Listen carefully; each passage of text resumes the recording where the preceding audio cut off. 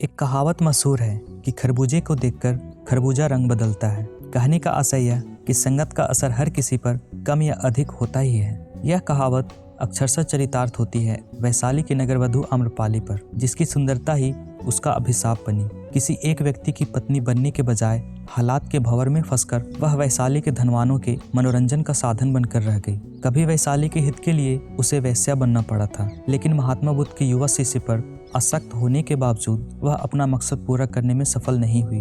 तब वह बुद्ध के संसर्ग में आई और यहीं से वह नगरवधु से भिक्षुनी बन ताउम्र लोगों में यही संदेश देती रही, बुद्धम शरणम गच्छामि।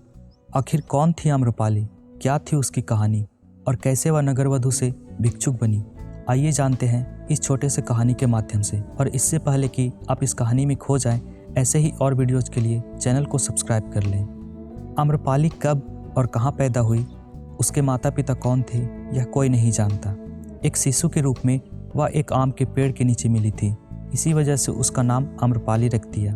ज्यों-ज्यों वह बढ़ती गई, उसकी खूबसूरत काया, हिरन सी आंखें, उसकी सुंदरता की चर्चा पूरे वैशाली में सुर्खियां बनती गईं। जो भी उसे देखता पलके झपकाना भूल जाता। सभी यही कहते कि ये तो किसी देश की रानी बनने के लिए पैदा हुई है, लेकिन उसकी यही खूबसूरती अंततः उसके लिए अभिशाप बन गई। जैसे जैसे आम्रपाली बड़ी होती गई, उसका सौंदर्य निखरता गया। उसके व्यक्तित्व से हर कोई मोहित था। जो भी उसे देखता अपनी पत्नी बनाना चाहता। आम्रपाली के पालक माता पिता जानते थे कि आम्रपाली की शादी अगर किसी व्यक्ति से करवा दी जाए तो बाकी लोग उसके खून के प्यासे बन जाएंगे। इससे वैशाली की शांति भंग हो सकती है। अंततः इस समस्या से निजात पाने के लिए एक दिन वैशाली के खुले प्रांगण में आम सभा का आयोजन हुआ। वहां उपस्थित सभी पुरुष बिना शर्त आम्रपाली से विवाह करना चाहते थे, लेकिन यह संभव नहीं था। अंततः जो निर्णय लिया गया वह आम्रपाली के भविष्य के लिए किसी काली चादर से कम भयावह नहीं थी। एक बेहद रूपवती स्त्री आम्रपाली को सर्वसम्मति से नगरवधु यानी वेश्या घोषित कर दिया गया। अब आम्रपाली वैशाली के हर समृद्ध घराने का मनोरंजन का केंद्र बन गई। सालों तक वह लोगों की भोग्या बनकर जीवन गुजारती, उनका मनोरंजन करती, परंतु उसका भौतिक जीवन किसी महारानी से कम नहीं थी। उसका अपना महल था, अपार धन संपदा की मालकिन बन गई थी। नहीं था तो कुछ सुकून और शांति। एक बार बुद्ध अपने सैकड़ों शिष्यों के साथ वैशाली पधारे। सभी शिष्य प्रतिदिन भिक्षार्जन के लिए वैशाली की गलियों में घूमते। वैशाली में ही आम्रपाली का भी महल था। वह वैशाली के राजा राजकुमारों, धनी और शक्तिशाली लोगों का मनोरंजन करती थी। एक दिन उसके द्वार पर एक युवा भिक्षुक आया। आम्रपाली उस पर मोहित हो उठी।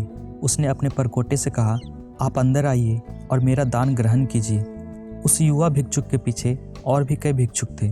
उन्हें युवा भिक्षुक से ईर्ष्या हुई।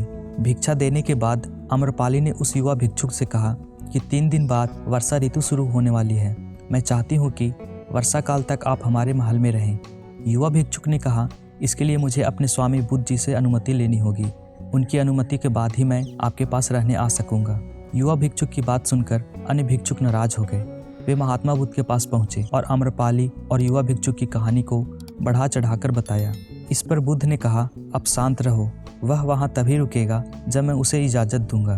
थोड़ी देर बाद ही युवा भिक्षुक बुद्ध के पास आया और उनके चरण स्पर्श कर बताया कि किस तरह यहाँ की नगरवधु चतुर्मास तक मुझे अपने महल में रखना चाहती है।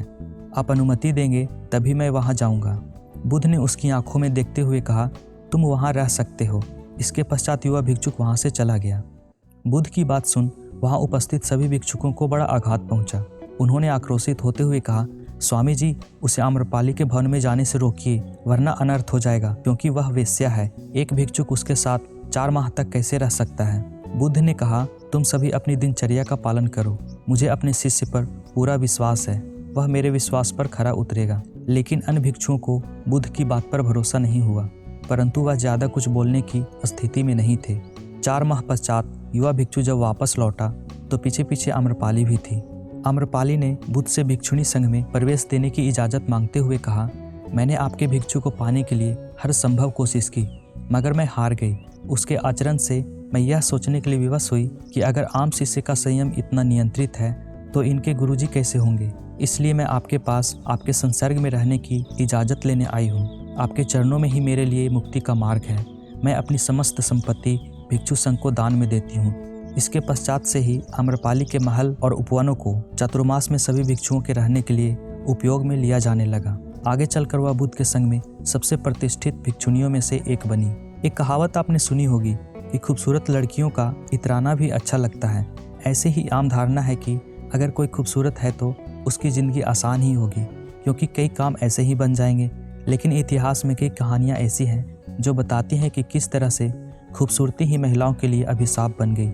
ऐसे ही एक कहानी आम्रपाली की थी। अपनी पूरी ज़िंदगी में आम्रपाली ने बहुत दुख देखे और हमेशा उसकी खूबसूरती ही उसके खुशियों के आड़े आई।